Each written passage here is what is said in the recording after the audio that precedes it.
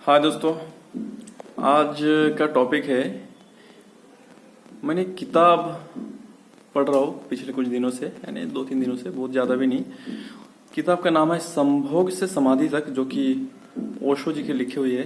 तो उन्होंने उस किताब में जो सेक्स चीज़ है उसको, जो हमारे जो कल्चर है या फिर हमारी संस्कृति जो है, उस चीज़ को एक गलत टाइप से, गलत तरीके से जो दिखाया गया है, उस चीज़ को लेकर आलोचना की है। उनका ये कहना है कि अगर सेक्स को हम छुपाएंगे तो फिर हमारी जो उत्पत्ति है वो कहाँ से होनी है। सेक्स को उन्होंने प्रेम का नाम दिया है, और उनका ये भी कहना है कि इस चीज़ों को लेकर, यानी एक तरीके का ये भी है कि अवेयरनेस जो है वो भी फैलाने की कोशिश है। और दूसरा ये भी है कि जो हमारे धर्म ने उस चीज़ को एक पाप का परिभाषा दिया हुआ है कि सेक्स जो है पाप है, संभोग जो है वो पाप है।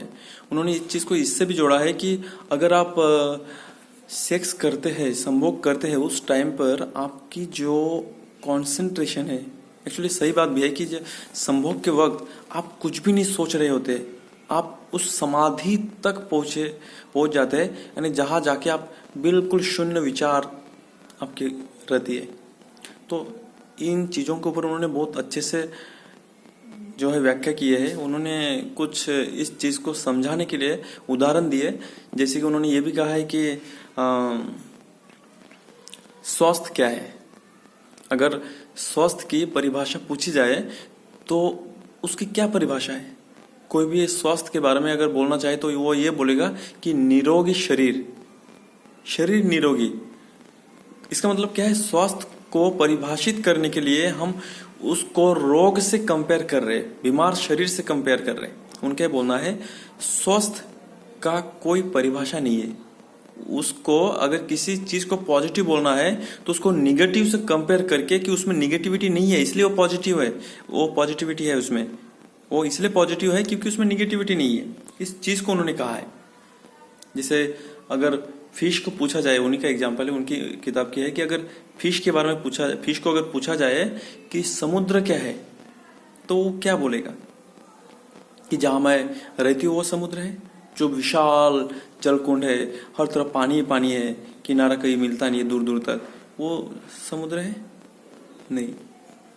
बोलने का मतलब यह है जो चीजें ऑलरेडी है उसको परिभाषित नहीं किया जा सकता।